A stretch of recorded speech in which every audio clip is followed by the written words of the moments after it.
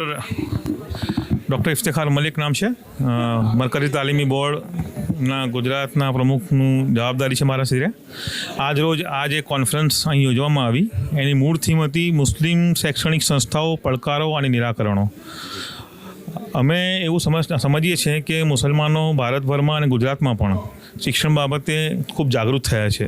તેમનામાં ખાસ પ્રકારનો ઉત્સાહ જોવાય છે, એક ઉત્કંઠા જોવાય છે, કામ કરવાની તડપ જોવાય છે. પણ સાથે સાથે અમે એ પણ ફીલ કર્યું કે આ જે ઉત્સાહ અને ઉત્કંઠા છે એનું જે પરિણામ ગ્રાઉન્ડ પર જોવાવું જોઈએ એટલું પરિણામ જોવાતું નથી. એટલે અમે વિચાર કર્યો કે આખા ગુજરાતમાં કામ કરવાવાળા શિક્ષણમાં જે લોકો છે એમને એક જગ્યાએ બોલાવીએ, સંવાદ કરીએ, વિચાર વિમર્શ કરીએ અને દેશભરમાંથી શિક્ષણમાં કામ કરવાવાળા જેટલા એક્સપર્ટ છે એમને પણ બોલાવીએ. અને અમારા આ વિચારને ગુજરાતભરમાંથી ખૂબ સારો પ્રતિસાદ મળ્યો. આજે આશરે 450 રજિસ્ટ્રેશન સાથે લોકોએ હાજરી આપી. આખો દિવસ કોન્ફરન્સમાં લોકોએ એટેન્ડ કરી અને દરેક વિષયને બહુ શાંતિથી સાંભળ્યો અને પછી ઓપન સેશનમાં પોતાના વિચાર પણ પ્રસ્તુત કર્યા અને પ્રશ્નો પણ પૂછ્યા. અમે આશા રાખીએ છીએ કે ભવિષ્યમાં જે હેતુ માટે આ કોન્ફરન્સ કરવામાં આવી છે તેમાં કઈ નવા રસ્તા ખુલશે અને જે પડકારો છે તેના માટે કોઈ નિરાકરણ નીકળશે. મુસ્લિમ સમાજના જે લોકો અહીં આવ્યા હતા એમને પણ સાથે રહીને સામૂહિક રીતે પ્રયાસ કરવા માટે પોતાની સંમતિ દર્શાવી છે. ખાસ કરીને મૌલાના આઝાદ સ્કોલરશિપને જે રીતના સરકાર તરફથી રોકી દેવામાં આવી છે તેને લઈને મુસ્લિમ આગેવાનો અને આ સંસ્થાઓ કઈ રીતના પ્રયાસ? આજની કોન્ફરન્સના ઠરાવમાં એ વસ્તુ સામેલ છે કે જેટલી પણ સ્કોલરશિપ મુસ્લિમ સમુદાયના સશક્તિકરણ માટે સરકાર તરફથી પહેલાંથી ચાલતી આવતી હતી અને એમાં કોઈ પણ રીતે વિક્ષેપ ઊભો થયો છે તેને ફરી શરૂ કરવામાં આવે. અને એ સિવાય પણ હજુ ઘણા બધા પ્રયત્નો આ બાબતે કરવાની જરૂર છે. એ સિવાય એક ઠરાવ એ પણ અમે મૂક્યો છે કે વ્યાજ વગરની લોનની વ્યવસ્થા પણ થવી જોઈએ જેથી મુસલમાનોને જે ધાર્મિક લાગણી છે એને પણ માન સન્માન સચવાય અને મુસ્લિમ સમુદાયના બાળકોને શિક્ષણમાં આગળ વધવાનો મોકો મળે. अब्दुल खदीर साहब की मुझे खौफ ये था कि डॉक्टर अब्दुल खदीर साहब की तकरीर के बाद हाउस खाली हो जाएगा, लेकिन अल्लाह का शुक्र है आप बैठे हुए हैं. इससे अंदाजा होता है कि आप वाकई कमिटेड हैं. अल्लाह ताला आपको नजर बद से बचाए. और मुझे बड़ी उम्मीद है कि फेमी गुजरात वाकई आने वाले वर्षों में मजबूत होगी और मिल्लत ही की नहीं बल्कि इस देश की भी खिदमत करेगी.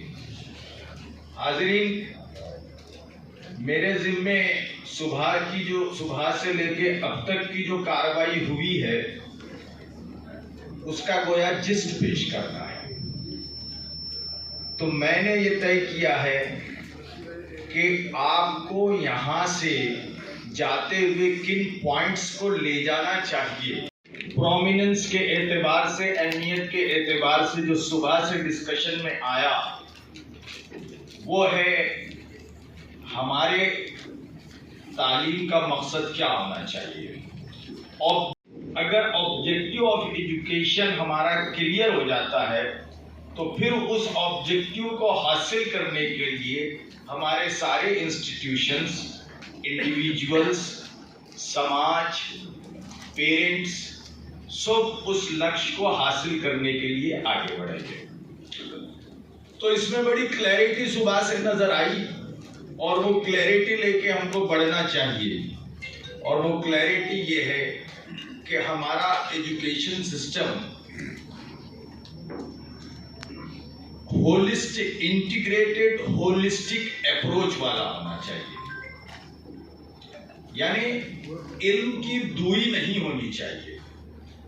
दीनी इल्म और दुनियावी इल्म दो खानों में हम तकसीम नहीं करेंगे.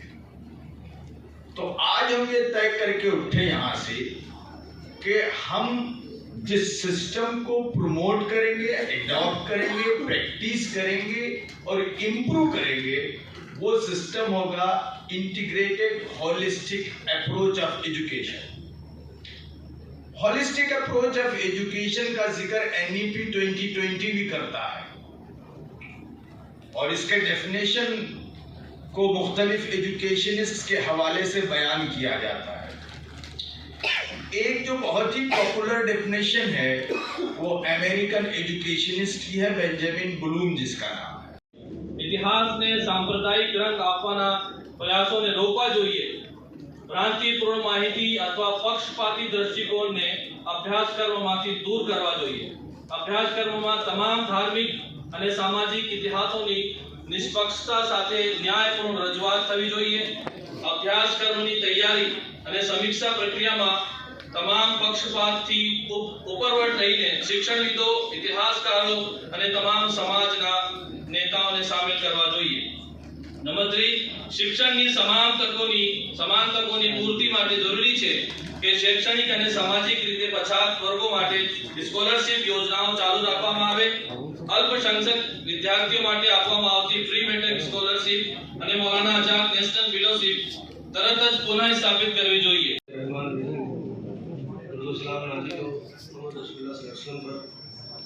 मोहतरम सदर मजलिस और तमाम मेहमान और पूरे गुजरात से तशरीफ लाए मोहतरम खवातीन हज़रात, अस्सलाम वालेकुम रहमतुल्लाहि व बरकातहू।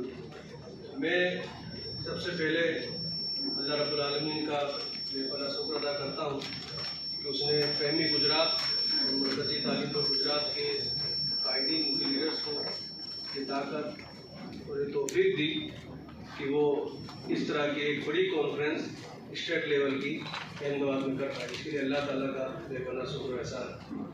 इसके बाद मैं आज के इस कॉन्फ्रेंस में दिल्ली से, बेंगलोर से, औरंगाबाद से, अलग अलग जगहों से हमारी दावत पर तशरीफ़ लाए तमाम मेहमानान का फहमी और मरकज़ी तालीम बोर्ड की तरफ से शुक्र अदा करता हूँ और ये उम्मीद करते हैं हम कि आइंदा भी जब हम इस तरह की कॉन्फ्रेंस या छोटी सेमिनार्स भी करेंगे और हम आपको याद करेंगे तो आप जरूर इस प्रोग्राम में तशरीफ़ लाएंगे।